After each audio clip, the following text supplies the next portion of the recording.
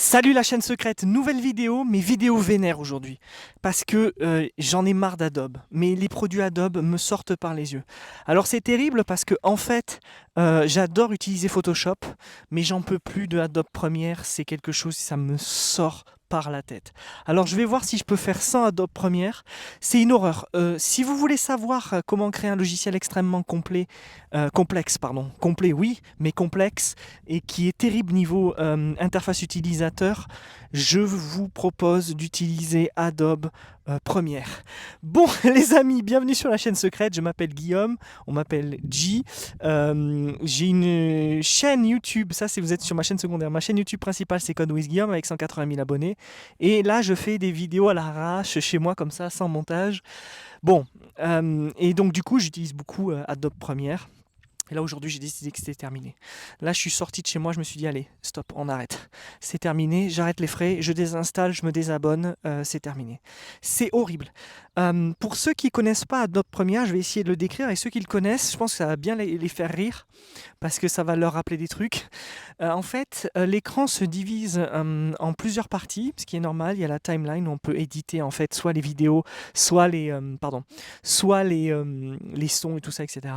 Et ensuite, on a l'option d'effet, et puis évidemment, on a le visuel de la vidéo, et puis on a une autre colonne qui est terrible. Bon, déjà, sur un grand écran, il faut lire les petits trucs, c'est complexe, il y a 1 million de filtres, il y a 1 million d'options. C'est horrible, les gars, c'est horrible.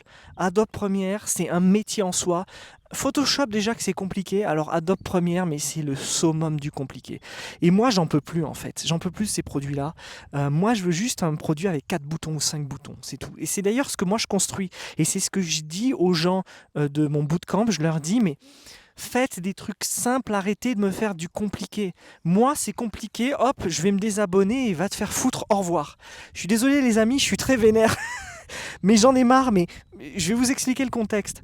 En fait, ça fait un moment que j'ai pas fait de vidéo sur ma chaîne principale Code with Guillaume, et là je m'y remets, donc je dois me relancer dans Adobe Premiere. Bon, qu'est-ce qui se passe?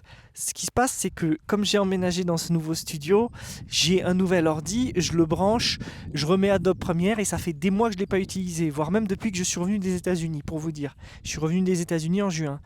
Bon, et donc j'ai pas monté depuis le mois de février, quoi. Et l'horreur. Je me rends compte à quel point c'est frustrant, c'est complexe, ça m'enlève toute envie de faire quoi que ce soit.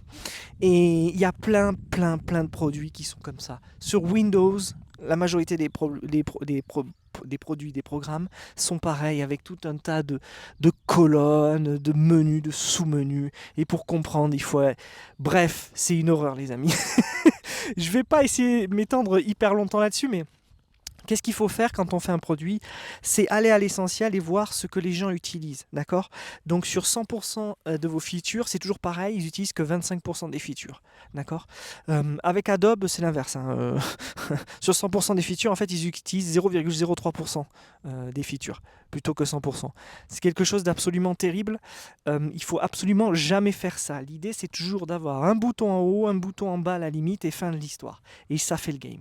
Alors évidemment, vous allez me dire, pour du montage vidéo, il faut avoir plein d'options, il faut avoir plein de filtres, il faut avoir pas mal de possibilités différentes qui vont permettre en fait à la fin de pouvoir mettre l'outil dans la main de plusieurs utilisateurs différents, qui soient des monteurs du dimanche ou qui soient des monteurs ultra professionnels. Bon, je suis sûr qu'il y a plein d'alternatives, j'en avais essayé quelques-unes. J'ai essayé une alternative open source qui s'appelle CapCut. Ils sont bien malins eux, parce qu'en fait tu es en train de mettre ta vidéo, de faire ton montage, et à la fin quand tu l'exportes, ils te demandent de payer. Ce qui est quelque chose d'insupportable. Mais bon, il faut bien payer pour les produits, mais c'est un petit peu quand même de l'arnaque. Après, on peut essayer de couper avec et de monter avec QuickTime, mais ça c'est la croix et la bannière, parce que c'est pas du tout fait pour ça, même si on peut couper les transitions. Ou alors, mais la dernière solution, c'est de recruter un monteur vidéo qui lui sait le faire, et c'est pour ça que tu le payes une blinde. Tu le payes une blinde parce qu'il sait le faire. J'ai aucun problème avec les monteurs vidéo, j'en ai déjà eu. C'est juste qu'en fait, moi j'ai envie de faire plein de trucs tout le temps. Et si je passe ma vie à envoyer ça à des monteurs vidéo, alors là les amis, il y a un avion qui arrive, je vais peut-être vous le montrer, on va voir, c'est ouf. Il est là, je sais pas si vous le voyez, en direct. Hop, il va passer au-dessus. Oh là là.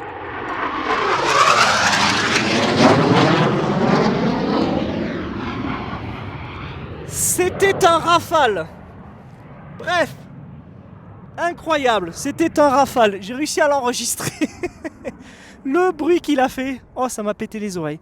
Normalement, ils arrivent toujours par deux. Mais bon, c'est comme ça. Vu tout ce qui se passe, je pense que c'est pour ça qu'on en est arrivé là. Bon, bref. Donc, qu'est-ce que je disais ? Je l'ai entendu arriver de loin, je peux vous dire. Ça, c'est la magie des daily. C'est la magie des daily de Guillaume. Bref, assez drôle, on s'y attendait pas. Bon voilà, ras le cul.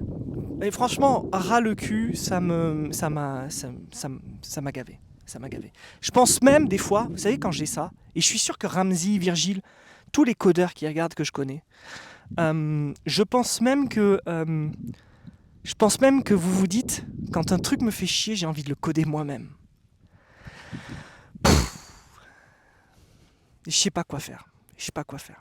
Il y a peut-être une alternative qui existe, mais si elle n'est pas très connue, si elle n'est pas très répandue, c'est peut-être parce qu'en fait, ça marche pas.